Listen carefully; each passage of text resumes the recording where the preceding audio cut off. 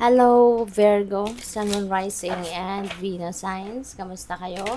Sana po'y nasa mabuti kayong kalagayan. Welcome back po sa Star Tarot. At kung bago kayo rito, welcome din po kayo. Please subscribe, like, share my videos, and leave me a comment kung nakaresonate po kayo. Thank you. Tignan natin kung anong mga messages ng universe para kay Virgo.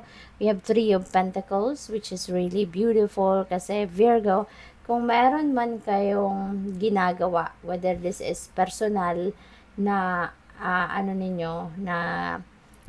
aktibidad or project, something like that, or whether this is in trabaho related, feeling ko rito, because merong mga supportive energy sa paligid mo, may mga maaaring makipag-collab sa inyo, maaaring merong makipagtulungan, maaaring merong supportive energy na, alam mo yun, papasok sa buhay mo. Kaya mabilis dito yung pagtatagumpay mo. Mabilis mong makakamit ang tagumpay mo. At ang maganda rito kasi kung sino man ang mga taong ito na po pwedeng susuporta sa'yo or tutulong sa'yo in any way, in any shape or form, diba? Maganda kasi kung mag-share kayo, you have a fair share dito sa tagumpay na to. Hindi lang ikaw, no, yung mabibigyan ng credit dito sa inyong tagumpay, kundi pati rin yung mga supportive energy na nasa paligid mo. Kasama yung mga tao dito sa paligid mo na tutulong din sa'yo. So, pwede rin na meron ditong kasiyahan. Maybe there is an invitation coming your way na po pwedeng maiimbitahan ka sa pagtitipon, no? Yun ang napipick up ko din, na baka yung mga pagtitipon na to, baka, alam mo yun, yung mga networking, yung mga ganon, yung may mga product na, yung may mga product na magde-demo, yung ganon, diba?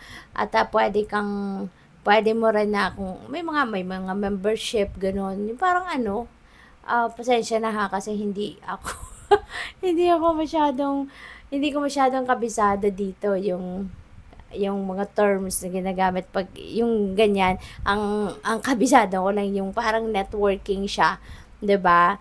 Na merong kunyari magde-demo ng product, tapos pwede kang pag bumili ka ng product, yung bang pwede ka nang magiging member ka na, and pwede ka na rin na mag-demo on your own. Tapos yung parang na siya, padami na ng padami. Yung pagdedemohan mo din ng product na yon, pag bumili, may commission ka, yung mga ganun ba? So, feeling ko merong ganun na mag-iimbita sa inyo rito. But, yeah, this is a collective reading, diba? So, pwedeng may mag-resonate sa inyo dito na mensahe, pwedeng hindi. Kaya just take as it resonates, okay? So, we also have the world. Wow. This is worldly success na paparating. So, napakaganda kasi ang sipag mo kasi, no, Virgo, you are such a hard worker at napakasipag mo. You are perfectionist din kapag nagtatrabaho ka. Kaya yung malapit ka lagi sa tagumpay no?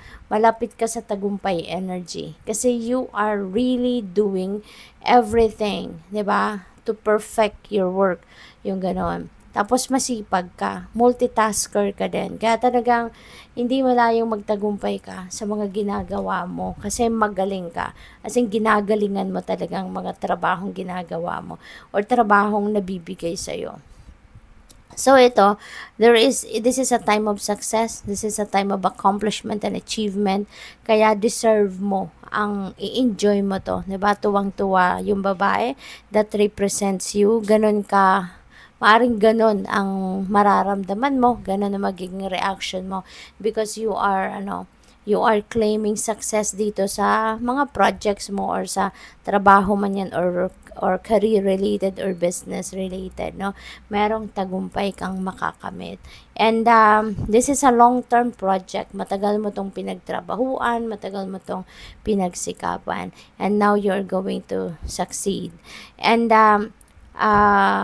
this is also a new beginning energy. Kaya meron ditong bagong ganap no? Meron ditong bagong chapter in your life that is going to, to start. You're going to begin something, no? A new endeavor, a new venture, yung mga ganon.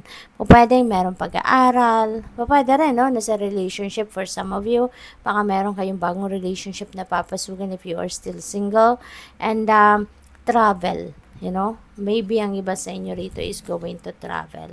King of Cups, you may be dealing with the Cancer, Scorpio or Pisces, no, sa ngayon, or maaari na you are going to embody the energy of King of Cups. And si King of Cups, very, very friendly, very sensitive, intuitive, very grounded din siya, mabait, napaka-influential niya, napakagaling mag-advise kasi. So, maybe magiging ganun kayo sa ngayon, no? You are going to embrace the energy of King of Cups. So, tingnan natin kung ano pa yung messages ninyo for today. We have, what does your soul say? Ano yung binubulong ng soul mo sa'yo? It is important for you to be aware of that. Kasi kung ano yung ibubulong ng soul mo, yun ang makakapagpasaya sa'yo. Diba? Yun ang, if you're going to follow what your soul is telling you, then definitely you will be blissful. So, what else? Fill your cup with sacred giggles. Si Virgo talaga, diba? Giggly.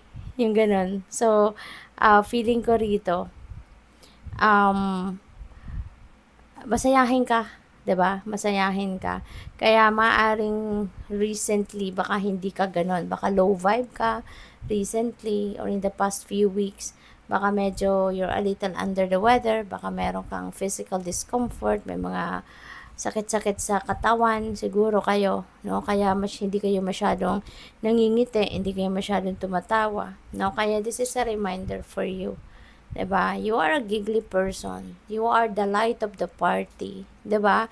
Masayahin kayo no? So, lagi kayo nakangiti, lagi kayong kumbaga, crispy yung tawa ninyo, yung ganon. So, fill your cup with sacred giggles, okay? Para makabalik kayo doon sa yung ikaw, yung natural na ikaw, no, na masayahin, okay?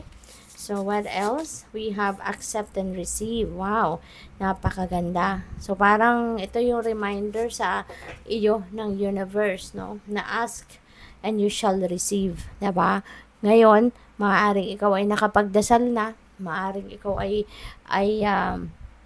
nagmamanifest na. So, now is the time, or maybe now is the start of the time na kailangan mo nang tumanggap or ihanda mo na yung sarili mo sa pagtanggap, no, ng mga biyaya na paparating. Or, ito na yung time wherein kailangan mo nang maghanda ng sarili mo para sa pag-receive, sa pagtanggap ng mga dasal mo. Okay? So, good luck. Thank you for watching Love and Light. Namaste.